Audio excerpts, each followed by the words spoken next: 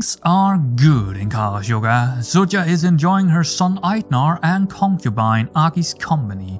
While waiting for her second son to arrive, she is flexing between being a mother and a ruler, the former, of course, of lesser importance, at least in her mind. Family should always come first, but duty to her people is of a concern, especially in her new territories of Aviovara.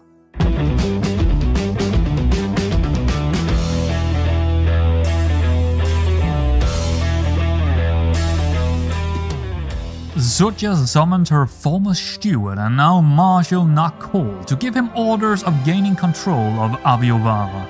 The war had, especially after the long siege, left the population to riot and unrest in the streets of the city. And with control should come stability, trade and happiness with her ruling, at least over time that is.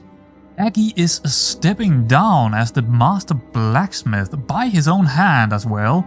He never really mentioned why that was, but Suja thought he looked stressed, even troubled after the war, and maybe now being a father and soon to one more that is. This is part of his consideration?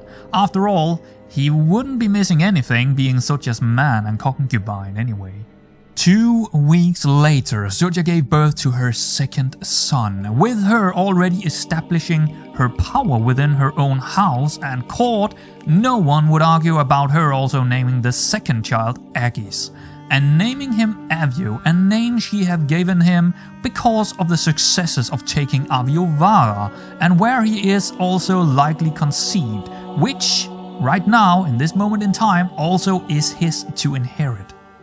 The child obviously need an education of sorts, but more importantly, she will let Biella the spy master become Avio's guardian. This is also a political move, kind of, or power play you may say, as much as it is for the sake of Avio, but Suja do believe that Biella will do quite alright as the role of guardian. Suja is not one to rest idle or back down from challenging herself, even as a new-baked mother yet again. Her body is almost craving another challenge, reckless as she was. Her mind was telling her if she could manage 2 births, she could manage any pain, any obstacles, and even worse, stubborn, to also find that undefinable feeling the former years of success of winning a war was doing to her mind, just on top of an already dangerous mindset.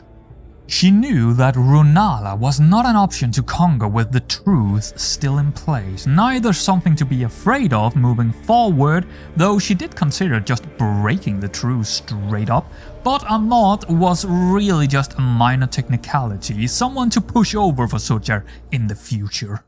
Just to the south of Aviovara is the county of Sundsvara, which is part of Sigiavara chiefdom, ruled by Viggo of Sigivara of the Viggoed house. Suja knows next to nothing about him, but that is what she got spies and emissaries for. At least, she is not reckless enough to start a war completely without any information on a possible opponent to satisfy her own needs.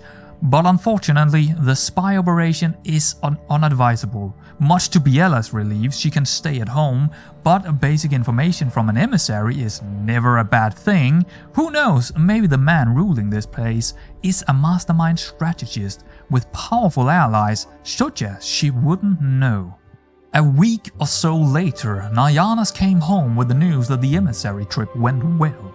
He learned that Chieftain Viggo is a short man, but with a brilliant strategist education, and considered a holy warrior as well.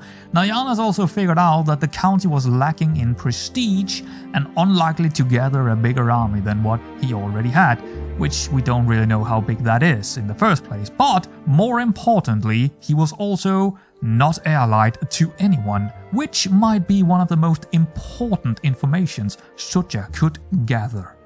It took long enough, being dyslexic and all, but finally Suja got another perk in her martial lifestyle, where she is moving down the observer tree and now will get the strict organization perk, which is a much needed help to gain control in counties such as Aviovara, where Nakol is currently at hard work.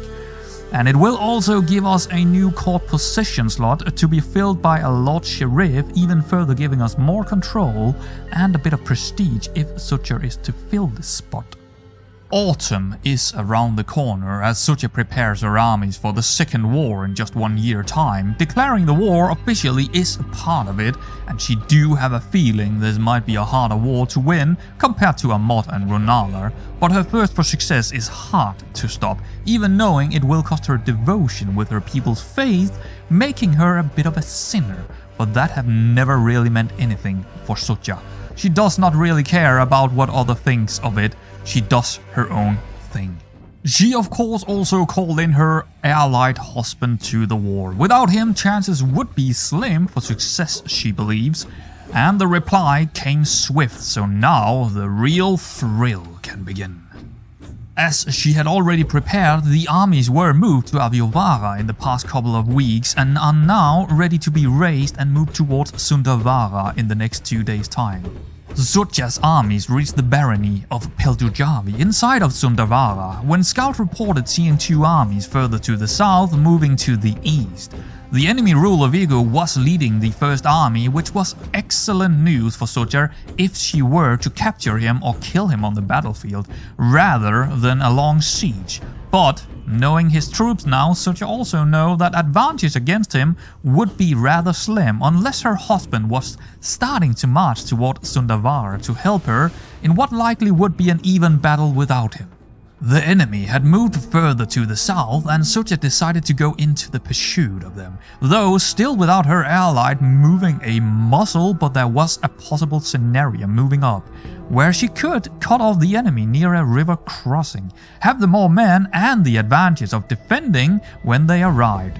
But that is only theory, but a good one. It now stood clear that the battle would happen on these neutral grounds where snow was starting to fall, but latest reports suggested that it was only the second army of the enemy who would get caught in this river trap. Maybe they didn't know Sucha's position or even what they were getting themselves into, but this would be a decisive battle with or without Sucha's allied husband, who looks like he is taking this all a bit too easy, at least for Sucha's liking. The battle was about to begin, and only now the enemy ruler Viggo recognized his mistake splitting up his armies. He would not get there in time for the first battle, but he might be able to pick a fight with us in the second one, where Sucha would still be defending the river crossing, but with less men of course from the first battle. Hopefully her husband would also arrive in time for that, who finally decided to move his troops south. Sucha herself was taking charge of the pikemen, while Aggie, her concubine, would command the archers. Nakol, the marshal, got 1 regiment of cavalry, and Nayanas, the counselor, the other one. With again 4 total regiments ready to slaughter the enemies. The enemy commander had already moved up close to us, while Sucha took her time, yet again luring them into a trap, and then unleashing an absolute hell on them. An all-out attack which would only be to her advantage. The 2 armies clashed in a fashionable manner, a good old-fashioned battle can be, with blood, cries and screams. Nonetheless, a satisfying moment for Sucha, who was finding herself in the mix of things, but also retreated a little bit further back just to get a good look on how things were going. Battles can feel like hours when they are in fact minutes. Every little swing and every stance is a lifetime you could lose or take.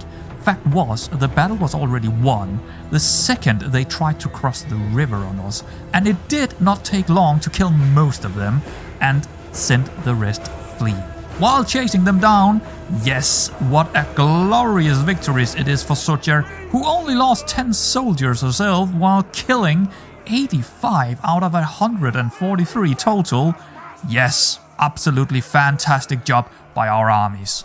Apparently, the enemy ruler Viggo had heard the news, as he was no longer trying to engage in a second battle with Sucha.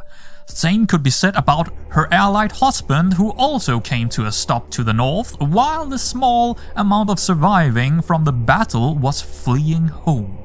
Sucha took a day after the battle to consider her options. 1 were to pursue the remaining forces of the enemy, 2 to try and siege the war goal in Sundavara, 3 was to seize the capital in Sigavara, or 4 chase down the fleeing men to make a statement. Obviously, to her, a mix of slaughtering the fleeing men and putting maximum pressure on the enemy by besieging his capital thereafter would make him possibly make mistakes, so there it was, her decision was made. As it turns out, the fleeing men were no cowards and saw an opportunity for a small revenge, though it was a march to their death as well, even with the advantage, but they managed to double their forces nonetheless to make it a small battle rather than a complete slaughterhouse. This time, open terrain, with the army split into 4 groups, still with her commanders in front of one each. Sucha's armies are moving out to find the enemy, who in the distance can be seen searching for high ground, a much more advisable tactic than what the commander had tried to do in the first battle against a larger foe.